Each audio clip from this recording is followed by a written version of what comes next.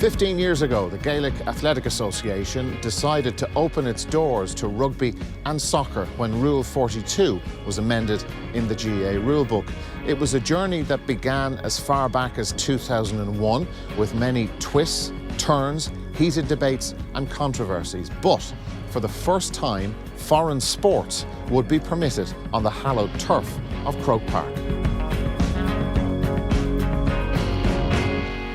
You will acknowledge the expressed will of the association and delete a rule which for many of us was a rule of life and reflected and epitomised the very spirit of our association. The rule deleted, what then?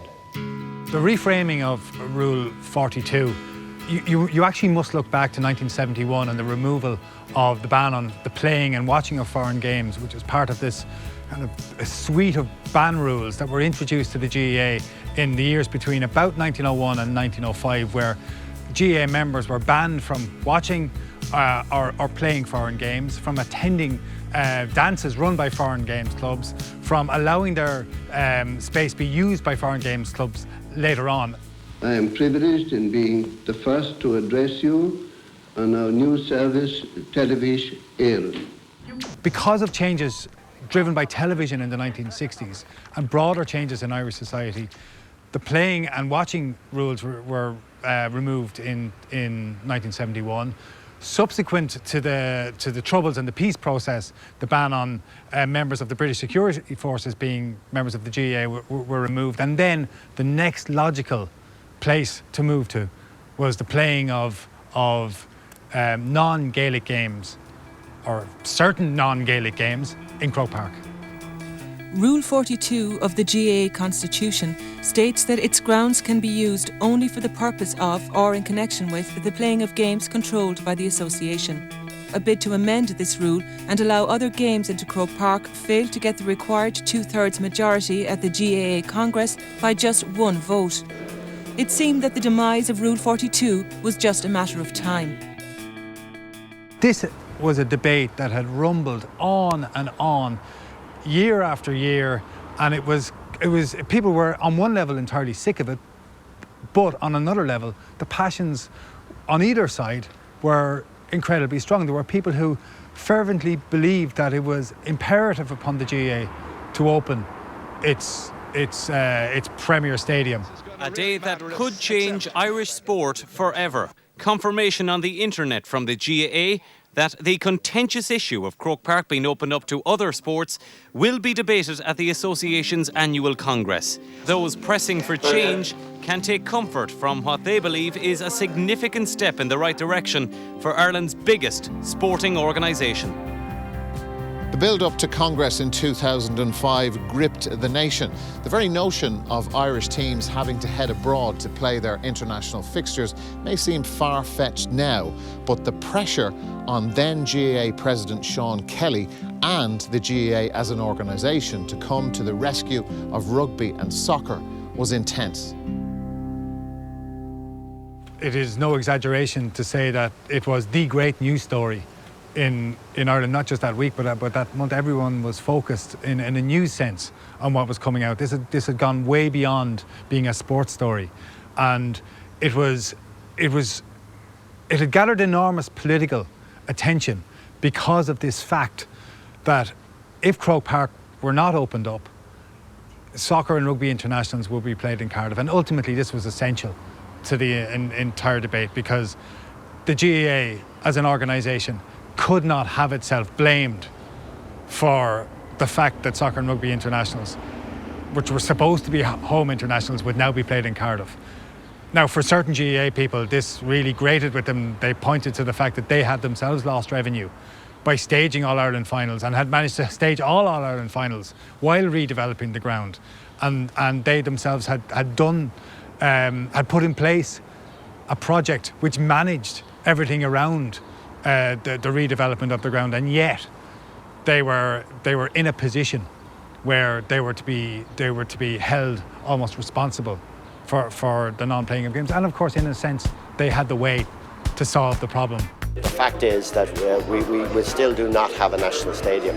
The country hopefully someday, probably won't be around to see it, but we have no national stadium, and I think that's a sad thing. The complexity of the politics of this issue go way beyond internal GAA politics or the relationship between the GAA and other organisations. It went right to the heart of government in Ireland and the policy of Bertie Ahern and his government to build a national sports stadium and where the GAA fitted into this story. And it explains the context in which all of this happened, and every single aspect of this story was thrown up in the air and looked at.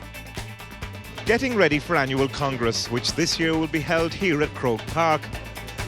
Much of the attention over the next 2 days will focus on the proposed use of the GAA's showpiece stadium for other sports. For that to happen, the membership would have to amend the controversial Rule 42, and any change would require a 2/3 majority. At the moment, all the counties in Leinster have indicated a willingness to support at least a temporary change to Rule 42. Cork didn't vote on the issue at County Board but said they'll vote no tomorrow. That's 11 votes against. The other Munster counties are all in favour. In Connacht, Mayo, who carry 6 votes, are seeking clarification at Congress, and those votes could yet prove crucial. The other 27 votes in the West are in favour of change. Donegal and Cavan too are in favour of a temporary derogation. That's 14 votes, but the other 7 Ulster counties are firmly saying no. There was an imagery around the debate which was most unfortunate.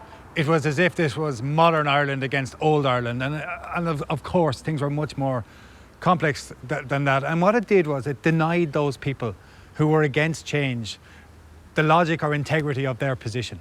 And those people who were against change for different reasons. They didn't all believe. There were some people who continued to see the GAA entirely in nationalist terms and could brook no agreement with other sports. There were other people who saw it in practical terms. They did not want to give a leg up to sports which they considered to be their main competitors. And there were other people who saw in Croke Park a symbol of what an amateur sport should be and did not want it to be open to professionals. So there were a range of different opinions there. Now, you don't have to agree with any of those opinions, but they do deserve to be respected.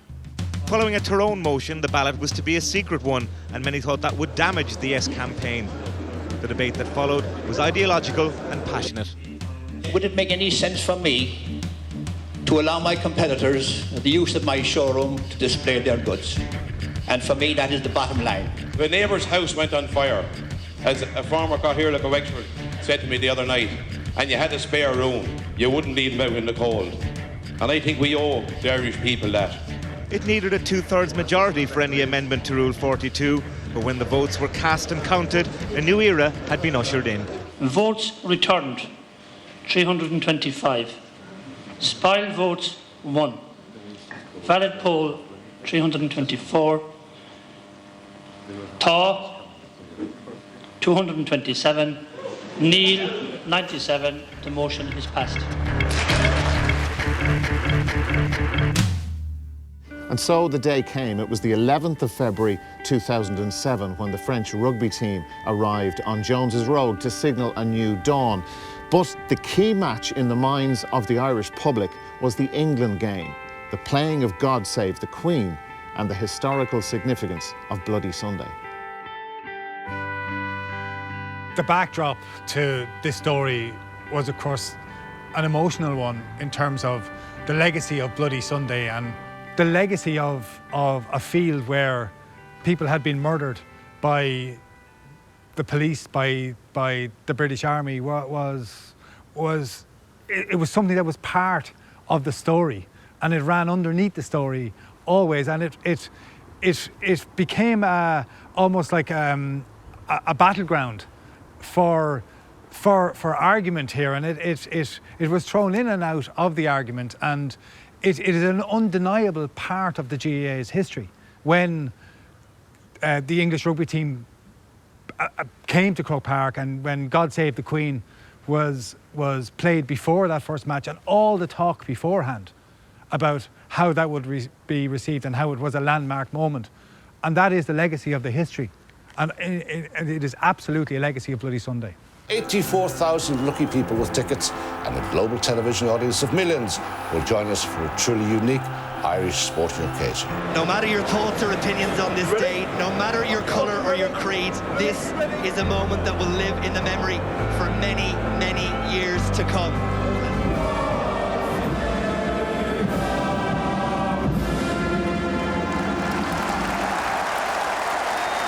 No words needed. All processes, if they are to be successful, must have landmark moments, and the playing of God Save the Queen in Croke Park, with all the historical significance of the place and of the people who were there and of the decisions that had come, and in the most recent context of the peace process and the ending of the Troubles, this was a landmark moment, and to deny that it would be entirely wrong. O'Gara, crossfield kick, Shane Horgan's in position. Oh yes! What a try! Executed magnificently. A beautiful ball, and appropriate that the score might come from a field like that in the place we are, Croke Park. Fantastic. It's about a changing nature. You have to look at this in the context of the wider society, and it is about the changing nature of the wider society and the place of the GAA and how the GAA sees itself in wider society and how it moves from rules which had it in a defensive posture to a much more open and much more progressive casting of itself in wider society.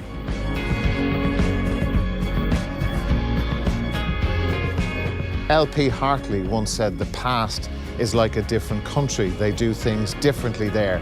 And so it is with the GAA. The decision to open its doors back in 2005 was a watershed moment for the association as a progressive, inclusive, egalitarian organisation, not beset by the baggage of its past, but with a shared vision of an Ireland into the future.